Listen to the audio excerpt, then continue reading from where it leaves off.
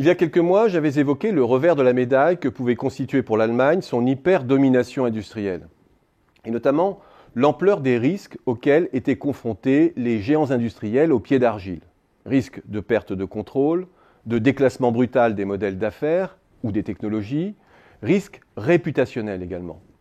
L'affaire Volkswagen en est une illustration, mais elle nous détourne sans doute du cœur du problème, car ce séisme médiatique n'est probablement qu'un épiphénomène au regard de l'ampleur des défis auxquels est confrontée cette industrie emblématique de la seconde révolution industrielle.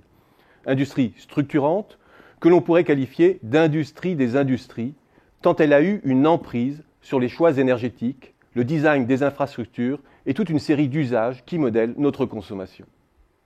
La fissure n'est certes pas apparue là où on l'attendait, mais elle n'est sans doute pas un pur accident de l'histoire. Rappelons d'abord que l'automobile représente 17% des exportations allemandes. Et le vrai risque auquel est confrontée l'Allemagne, qui a fait de cette industrie du siècle passé l'un des pivots de sa puissance industrielle, c'est celui du bouleversement de son modèle d'affaires.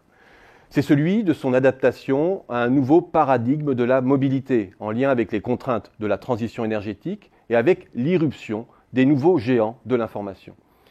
Et c'est bien sur ce défi que les acteurs du secteur braquent leur attention depuis plusieurs années. Le risque que les Google ou Apple deviennent les véritables pivots de l'écosystème automobile et réduisent les constructeurs en simples sous-traitants. Le risque surtout que la révolution qui se dessine en matière de mobilité bouleverse totalement l'acte d'achat automobile, que l'on bascule dans une logique de parc gérée par les réseaux d'information et que l'automobile, avec tout ce qu'elle véhicule de valeurs symboliques, de marqueurs sociaux, devienne un objet banalisé. Une évolution aux antipodes du positionnement allemand. Ce défi majeur se double d'autres défis redoutables. S'adapter aux changements de normes qu'impose la transition énergétique. Relancer ensuite les débouchés sur les marchés développés, avec le ralentissement des émergents. Encaisser enfin la convergence des coûts salariaux dans les régions de sous-traitance est-européennes. Or, comme dans d'autres domaines, l'obsession de la performance allemande est moins mue par un désir de leadership que par la sourde inquiétude que son modèle a mangé son pain blanc et doit s'armer pour préparer des lendemains qui déchantent.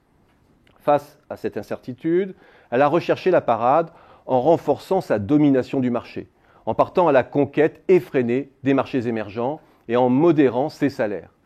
Une fuite en avant entièrement concentrée vers la survie d'un modèle ancien. Or, cette course à la taille est moins maîtrisée qu'on ne le pensait. Elle met notamment en lumière la vulnérabilité de ce que l'on considérait être un point fort de la stratégie allemande. Son ancrage territorial et sa forte polarisation décisionnelle sont aussi facteurs de concentration des risques. Elle souligne aussi la difficulté de jouer sur deux tableaux, celui de la qualité et celui de la modération des salaires.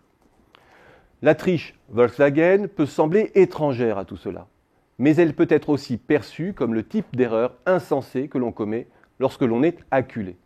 Et dans un pays qui a fait de l'exportation l'alpha et l'oméga de sa stratégie de long terme, qui justifie ses écarts de prix par la réputation de ses marques, qui a fait surtout du Made in Germany un actif immatériel clé, l'onde de choc est puissante. Xavier Niel a défini récemment ce qu'était son modèle de réussite. Low price et high cost, pointant ce qu'était la clé du succès industriel aujourd'hui.